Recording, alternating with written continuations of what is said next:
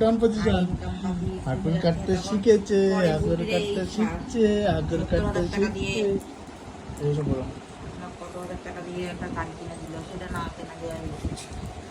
এই তো একদম দেখো, ডন মারো, ডন ডন। আমি যেরকম ডন দিই এরকম ডন দাও। হ্যাঁ, সেট আপ। 1 2 3। আগুন কাটতে শিখলো বলে পুরো ডন পজিশন নিয়ে নেয়। ছেড়ে দিলে বুঝতে পারছো, দুটো ঘোরাঘুরি দিয়ে কোন দিকে দৌড়াবে। আবার আবার আবার